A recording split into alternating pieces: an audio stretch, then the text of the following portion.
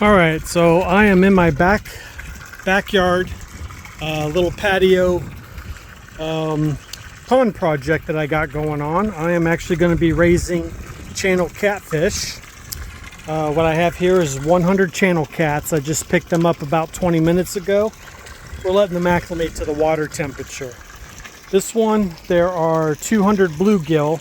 I originally didn't want to mix bluegill and catfish. The bluegill were actually going to go into the farm pond, but because they are so small, literally the size of fathead minnows, literally it'd be a waste of money to put them into the big pond with all the bass, crappie, heck, even the big bluegill would eat these guys. So I'm going to raise them with the catfish until they get a little bit larger, probably about 4 inches, and then I'll transplant them to the farm. Simple backyard patio pond setup. I have a 350-gallon stock tank that I did pick up from not Tractor Supply, with Southern States. You can also find them on Facebook Marketplace, relatively inexpensive. I did find quite a few in the 150 and 200-gallon range. Wanted something a little bit bigger, just simply for the fact that I'll be raising catfish in my stock pond here and then transferring them to a dedicated catfish pond on the farm. We'll have future videos. So basically, I bought the stock tank, I bought some river rock or gravel and lined the bottom, and then I bought an extra, I believe it was 50 pounds of pea gravel to kind of fill in. Have a little bit of structure, nothing fancy, just 2 cinder blocks.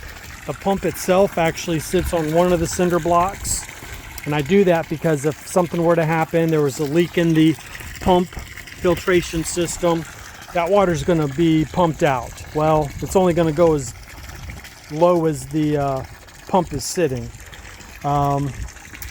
Worst case scenario, I'm at work, there's a leak, there'd still be enough water in here for the fish to survive until I can get the water refilled back up. But anywho, the filtration system sits underneath my deck. Nothing fancy, got that off of eBay. I believe it's just one of those cheap Chinese knockoffs.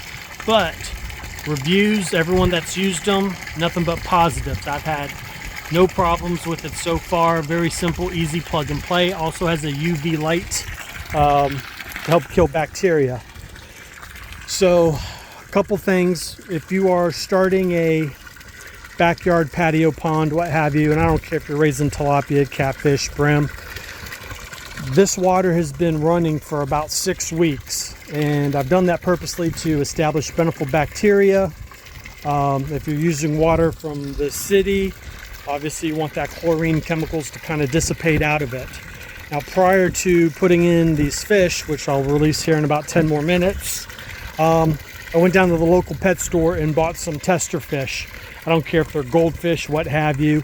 I actually bought the algae eaters, those little pleco fish, and they have survived in here for almost 2+ weeks, and they like to actually hang out right over there. If I were to literally put my hand in there and shake that, they would come zipping out. I've also put 2 snails in here, just simply to help I'm sorry, I can't talk this morning, just for extra algae control. So yeah, that is the plan. We will raise these catfish up until about a pound, and then they get transferred into the big pond. Now, I will leave probably 5 fish in here, let them mature. I have a 8-inch diameter PVC that I'm going to cap and drill some holes for airflow, and it's going to create like a little cave system.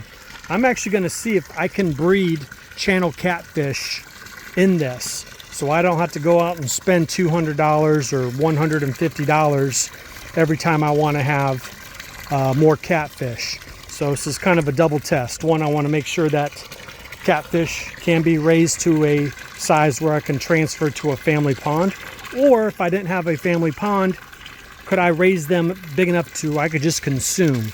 But the main thing is I'm curious to see if I can actually raise and have catfish breed in this 350-gallon stock tank.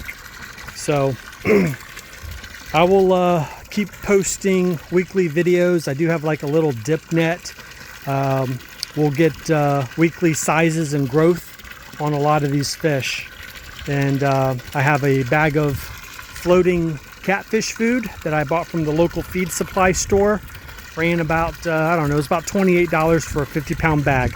Catfish do not require a high protein diet. I believe the one I got has a 28% crude protein rate, and most of it is fillers with the corn and stuff, which for catfish, that's what's going to pack on the weight and the growth size. Bluegill, whatever. There's plenty of bugs that fall into here. I might have some fun and go dig up some little wiggler worms that I have in the garden beds or what have you. Heck, I could start flipping over rocks and shrubs and stuff, and there's always worms under there. Throw a couple worms in there. I could always order crickets. But it'll be fun. This will be a fun little journey, and hope everything works out.